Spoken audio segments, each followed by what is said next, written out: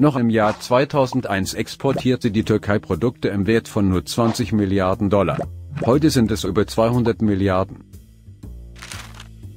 Importieren musste die Türkei damals Produkte für bis zu 50 Milliarden $. Die neue Regierung übernahm eine Türkei im Jahr 2002, welche über die Hälfte der Produkte vom Ausland beziehen musste. Und mit der Inflation von über 60% sehr viel Auslandsschulden hatte. Was waren die ersten Schritte der damals neuen Regierung AKP für die Wirtschaft? Sie hat als erstes den Leitzins von 100% drastisch nach unten gesenkt, damit Türken investieren konnten. Denn damit wurden die Kredite für Firmengründer günstiger.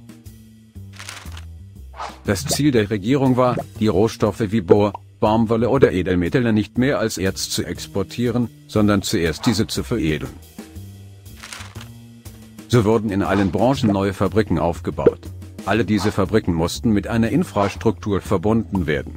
Dafür hatte die Regierung weitere 20.000 Kilometer Straßen, Brücken, Tunnel und Flughäfen gebaut. Nur so konnte die Industrie bis im weiten Osten ihr Potenzial ausweiten und dem Wachstum in der Türkei beitragen. Menschen im Osten der Türkei bekamen ab 2004 eine Perspektive für Arbeit und mussten nicht zwingend in den Westen auswandern. Auch in der Bildung wurde investiert. Über 8 Millionen Studierende gibt es dank über 200 Universitäten. Daraus entstehen Fachkräfte. Damit der Strom genügen konnte, musste die Regierung in die Energie investieren und begann den Bau von Staudämmen, Wind- und Solarkraftwerken. In den nächsten Jahren werden viele Projekte zusätzlich beendet und in die Wirtschaft integriert.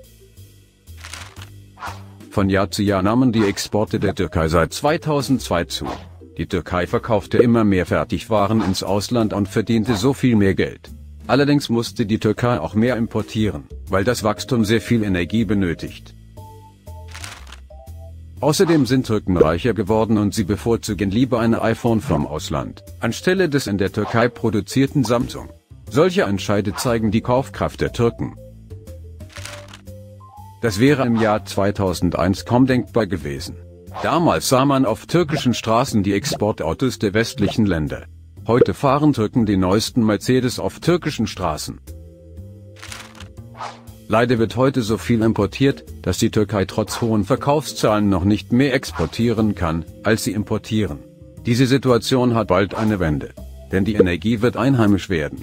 Aus den Baustoffen wie Graphen, Lithium und Borsalzen werden Batterien für E-Auto produziert.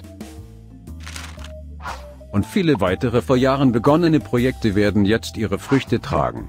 So wird im Jahr 2022 die Türkei erstmals mehr exportieren, als sie importieren müssen und der Dollar wird damit bald gegenüber der Lira an Wert verlieren.